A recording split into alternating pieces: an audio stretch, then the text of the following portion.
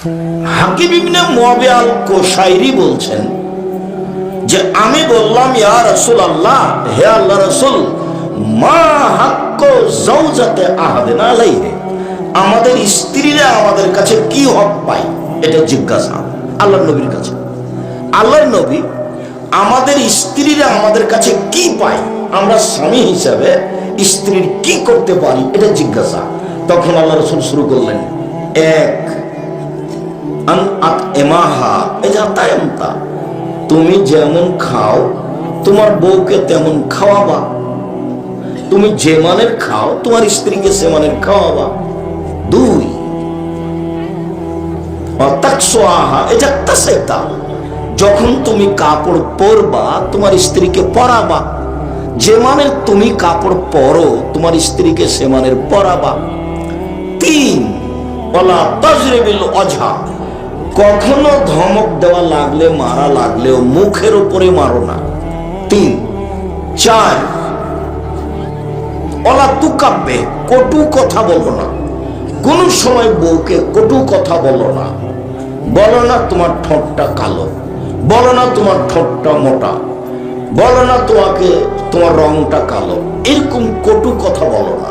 বলো না তোমার মা আমাকে খারাপ, তোমার মা আমার সাথে খারাপ আচরণ করেছে, তোমার বাপ আমার সাথে খারাপ আচরণ করেছে, তোমার স্ত্রী কষ্ট পাবে, এরকম কটু কথা বলো না। চার।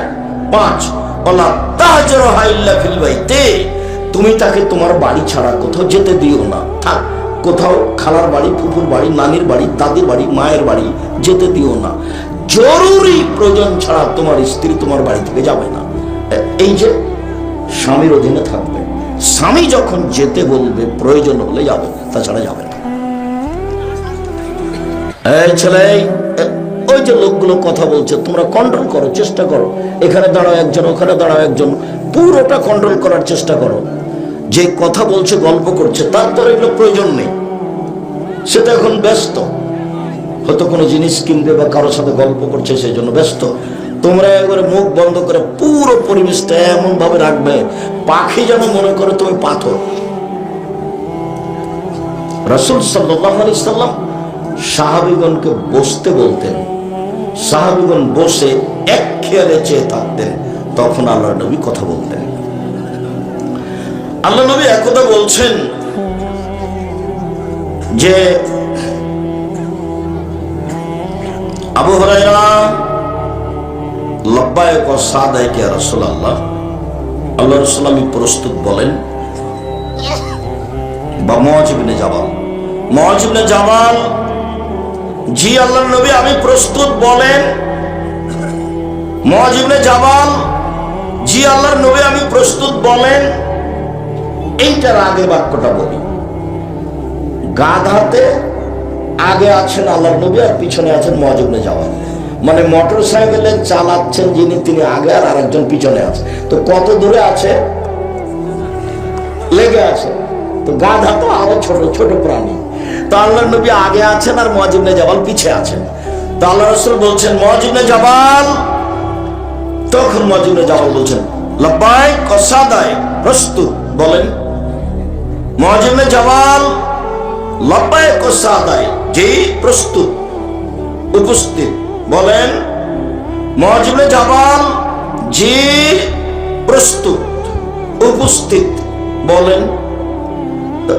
কথা না বলে তিনবার বলছেন কেন? তাকে প্রস্তুত করছেন।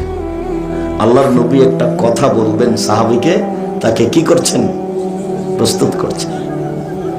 এখন বলছেন, বলতে পারো তুমি আল্লাহ আমাদের কাছে কি পান আর আমরা আল্লাহর কাছে কি পাই?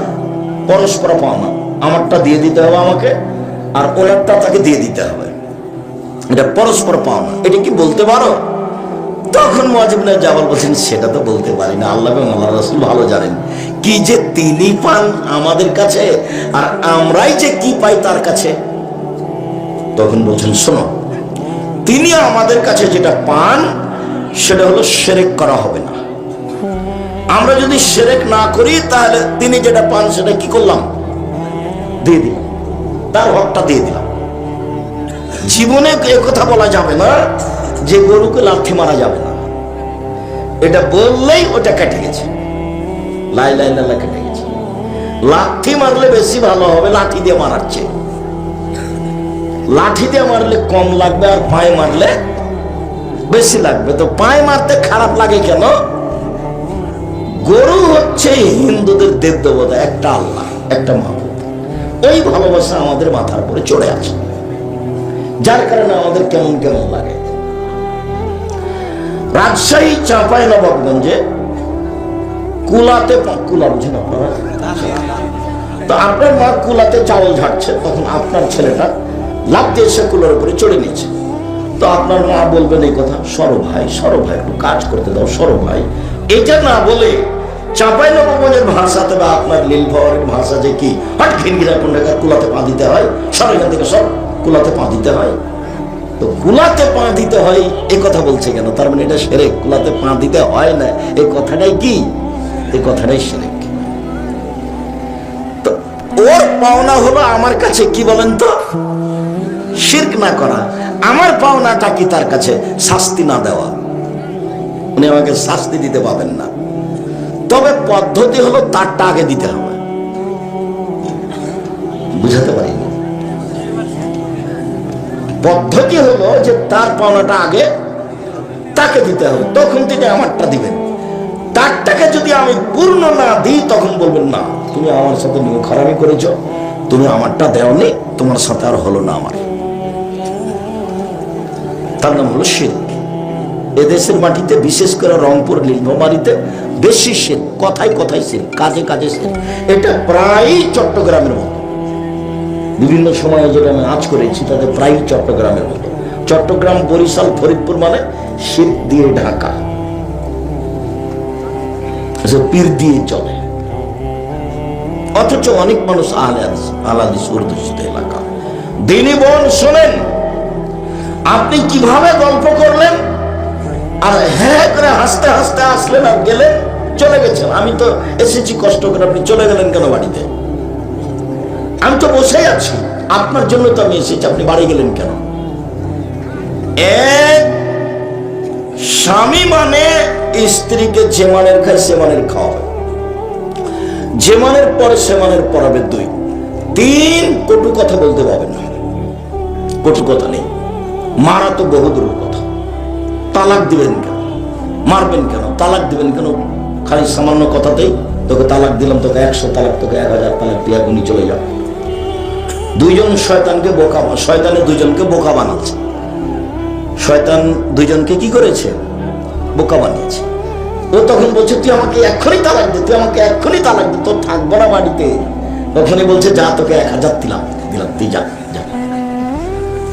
দুইজনের রাগে আছে, আর রাগ মানুষকে বোকা বানায়। আর তালাক এমন একটা জিনিস, মজাক করে বললেও তালাক হবে, তৎ করে বললেও তালাক হবে, ভালো অবস্থাতে বললেও তালাক হবে, হাইজ অবস্থাতে বললেও তালাক হবে। কয়েকটা জিনিস আছে, জিদ্দ হন না জিদ্দ না, হাজল হন না জিদ্দন।